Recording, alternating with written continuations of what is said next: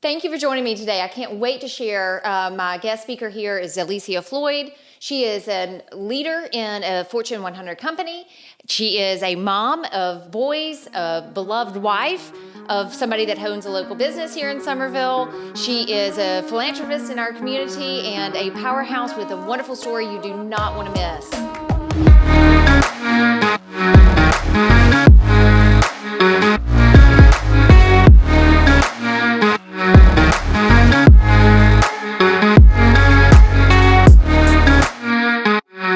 Alicia, thank you for joining me today. This is an honor and a privilege to have you onto the podcast. Thank you so much. You kind of had asked me earlier, why, maybe I was inviting you. And here's why. I admire you a lot because you're a leader in this community. You pour back into it. You're a huge philanthropist, and we're going to talk about that. You are a real estate investor. You have bought some short-term rental properties that are now becoming liquid with some asset, some money rolling in. You're running it as a true business. You have a family. You've got 2 boys.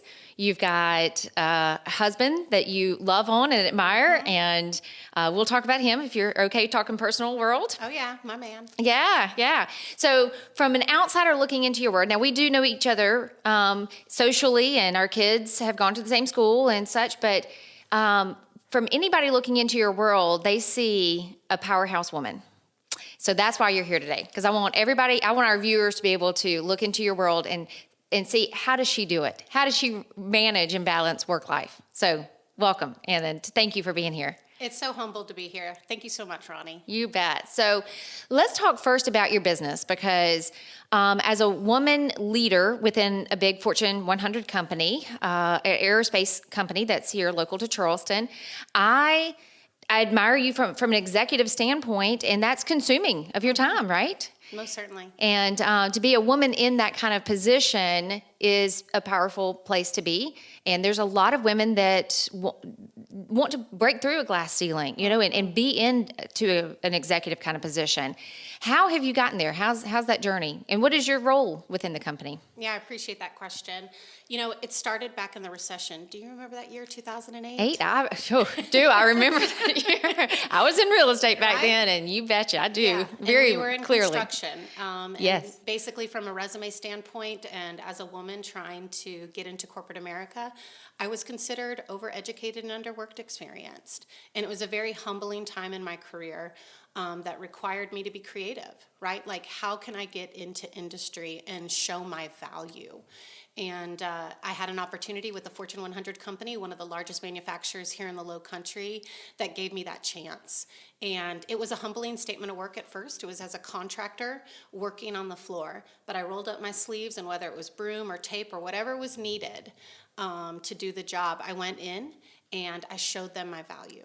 Right? My eagerness and my willingness to help with the bottom line, to help the people, and quickly was promoted.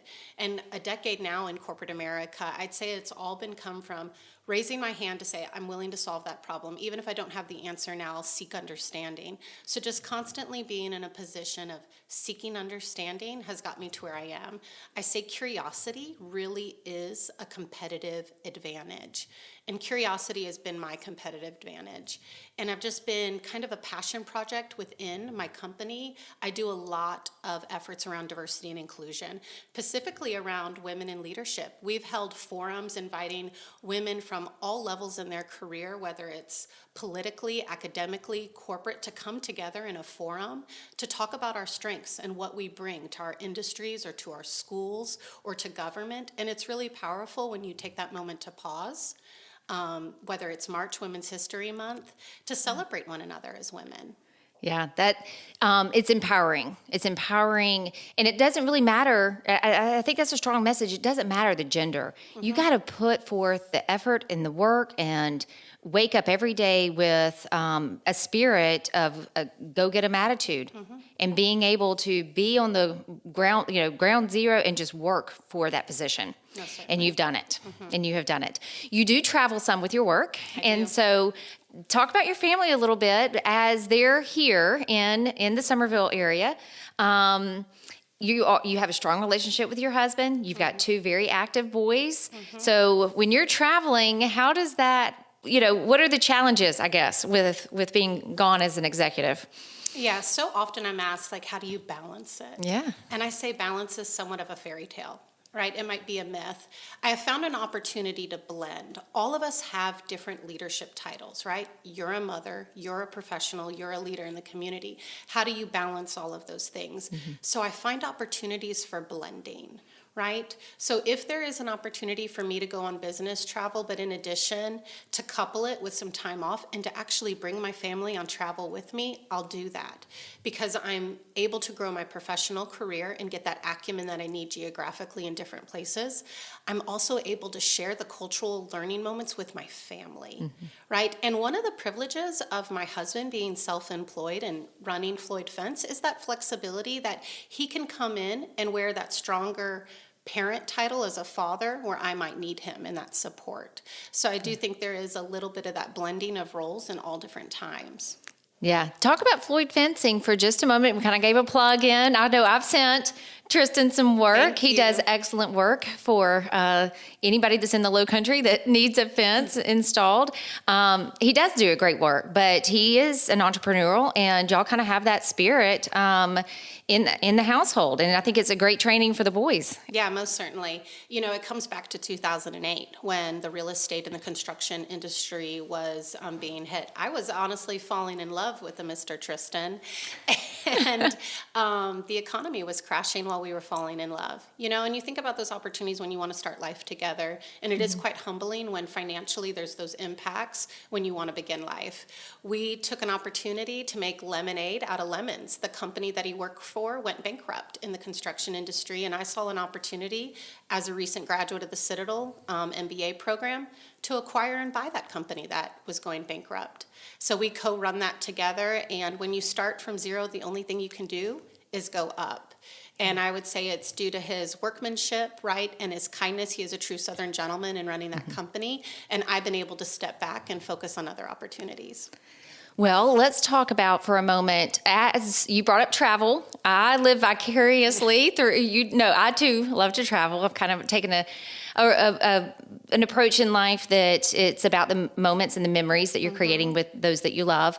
You guys travel a lot as a family, and in doing so, you've been exploring areas and also buying investment properties that you short-term lease, STRs as we know them in real estate. Are you open to talking about the journey that has led you into buying these short-term rentals and running it as a full-fledged business, side business as well? Yeah, and Ronnie, I love your pictures too. Your girls there in New York, I was like, we're adding that. Do it. To the next trip. Yes. Every year I try to take one trip. And actually, in fact, on a side note, I do a lot of our trips one-on-one because otherwise it becomes management. As a single parent, I want to create relationships on those trips with the girls, and when it's 3 kids to 1 parent, it sometimes gets to be more of a management. And so this was a big one to take all 3 of them on, and it was incredible opportunity. But who knows what 2023 is going to bring? I'm definitely going to benchmark that because I think one of the love languages is quality time. So having that one-on-one with the trips. Do it. But yeah, back to the question. I would say I went to Disney World 12 years ago. And it was magical, right? But it was also an element of somewhat exhausting. And I thought about, why do we want to be in this hustle of working 40, 60 hours a week every day, right? And then thinking about that 1 or 2 trips a year. So I thought about what can we do differently as a family to prioritize quality time and exploring and curiosity and just sharing the beauty of this world, right? Whether it's geographically, culturally, through food. And we bought and took a risk. Again, in a recession, 2020, we bought a property in beautiful Edisto Island as a place to just escape and to do family time. And that was really the priority. And then from there, it kind of evolved from making memories to making money. Yeah. So now when I go in and I look at opportunities to invest, I say, can we make memories and or can we make money? And we have found a way to do both. And it truly is a blessing. And there are some tips that I could give on the way that we do it. We do it, very modestly with less than 1,000 square footage, looking at HOAs, making sure that it's a place that we can have personal enjoyment as a family in that cost-benefit analysis if it might not make as much money in different seasons. And we're on our 4th property. We got our first mountain property out of state in West Virginia in Snowshoe. And, my 5-year-old, he came to mommy and he said, "I've never seen snow." So again, that motivation of making memories or making money is how we make our decisions in these investment properties. So in thinking about running this as a business, you did put it, you incorporated that, correct? Yes, ma'am. And so now it has its own entity and P&L, and you're full-fledged running it to make money. A lot of people want to push into that realm. I talk with a lot of investors that want to push into that realm. You got to take a leap of faith at some point. You got to be smart and do your education behind that investment, but at some point you just got to pull the trigger and make it happen. And there's a lot of literature and books and podcasts about just do it, right? Yeah. And again, it comes back to that simple fact that I'm willing to take that risk financially because I know in the cost-benefit analysis I'm going to make memories. And if I can make vacationing into a business, then that is a win all in itself. Absolutely. Absolutely. Let's talk about, for a moment, you putting back into the community. We both live here in Somerville. We both have a love for our community, but you have a real passion for pouring back into it. And in fact, you even had an honor. I was at an event last year where you even received an honor. Talk about your community involvement. Yeah, I appreciate that. I would say once upon a time I was that little girl that was at risk and in need. And I know what it's like to be on the recipient side of that, whether it's for the first time ever having a Christmas, right? Or having a warm coat or a pair of shoes that you don't need to duct tape, right? So with that, the test before the testimony, I am just in a place right now where I feel very blessed that I can give one of 3 things. I had a mentor at the Citadel tell me, Alicia, as a leader, as a true leader of service, you're to give your time, your talent, or your treasures. So when I reflect, maybe a decade ago, I didn't have a lot of treasures to give, monetary donations, sponsorships, but I had time to give or my talent. And now I'm in a different place in my career where I have that ability to give more treasures in less time. So I encourage all the listeners on the call, we all have an opportunity to give back.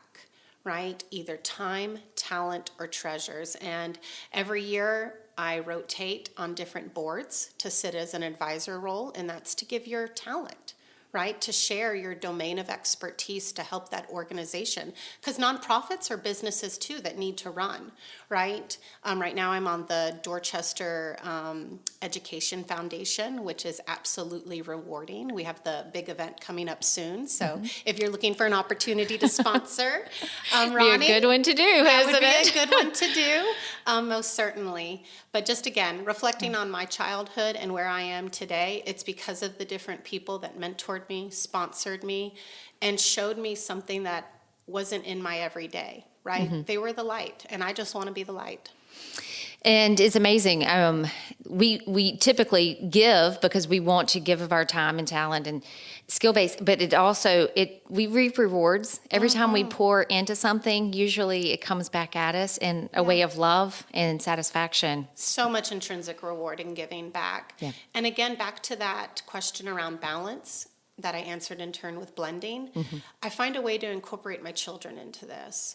So you might have seen that my oldest son and I, we actually spend our one-on-one quality time together volunteering in the community. So we've adopted the highway, we've done Backpack Buddies with Food Bank, we've done House of Hope. There's so many great opportunities for you to instill that into your children while also being a parent. So you don't have to pick one or the other. It's something that you can do together. And then you're instilling those values into your children and role modeling it. Alicia, you had mentioned kindness, and people in your past have extended that kindness and grace to you. Do you mind sharing with us a story from your upbringing, childhood, that has been impactful? Yeah, if it definitely will help our listeners. There's a couple stories that I think about really, have impacted me as an adult and helped me prioritize where I'm going to spend my energy. And, I mentioned a Christmas. I remember when I got to shop with a cop because my siblings and I were nominated through the Salvation Army. And I'd never been in a Target, a Target. Wow. Yeah. And the first time going into there, and we were able to spend $75 with this cop. And I'd never known that type of money in my entire childhood. And honestly, I didn't even know how to spend it. When we were going through, I was more focused on things like, okay, well, I need a shirt, a coat. And I remember the cops telling me, you need joy. Get a toy, right? And that wasn't even in my realm of ideas, right? To buy myself something that would bring joy. And I think about some of the nonprofits that I spend my time with now. It's What's a Childhood Without Joy? And there's some really great organizations that focus on giving bikes, right, to children and things of that nature. There's been other opportunities when in my childhood I was maybe nominated to be on homecoming court, right, by my peers. And I never felt any type of external beauty before or recognition because I was always somewhat of lower self-esteem because I didn't even have proper attire or shoes. So that moment kind of in my more teens, we couldn't even afford my dress to be worn. Gosh. To be on court. And I'm thinking about, look at all these beautiful women, you know, young ladies in these dresses, and thank you for this recognition by my peers. I don't have a dress to wear. And my mother made a decision at that moment that we would be without power for 2 months. We did not pay the electricity bill so I could have a dress. Oh, wow, Alicia. And I remember doing my makeup by homecoming in candlelight, right? Because we had no power. And nobody knows when I attended, right, that I got ready in the dark and that my family made a sacrifice to have no electricity or heat. So I could have that moment of recognition. So it's, again, those moments of kindness and sacrifice that we do for one another. I think about college. I was graduating valedictorian, and I didn't even apply to one college because I'm first generation. I didn't know what an SAT was or how to apply. I didn't even have the $30 for an application for college. So I didn't apply. And somebody found out, and it's still a mystery to this day who this mentor is. I think he's in Congress now. But he found out about my story and paid my $30 fee. And of course I was accepted and had a full ride into college. But people don't think that that $30 might stop somebody from an entire future. And when I came into my dorm room, I didn't have money for a computer or bedding. And I walked into the dorm room and it was fully furnished. Wow. Wow. I want to be that for those that were for me. No wonder why you pour into the community, because people have extended that love and sacrifice to you. Thank you for sharing those intimate moments and what it has created into you. Thank you. Yeah, and I hope that the listeners can hear about that resiliency. And again, that theme of kindness. You know, I've gotten to where I am today by working hard and being kind and humble and curious. Those are such competitive qualities in a human being, regardless of what you do for a living. Yeah. Well, thank you. That's a great message to deliver. Well, I think our listeners will clearly see why I asked you to come on today, because you have figured out how to build a career and run a family and have this other source of income through short-term rentals. You've blended it all, and you've done it very gracefully. And you still, meanwhile, have strong relationships with your friends and extended family. And so I just commend you, and I hope that our listeners are encouraged by your story. Thank you so much, Ronnie. You're welcome. Thank you for tuning in. We'll see you in 2 weeks. If I can assist you, reach out. Let's talk.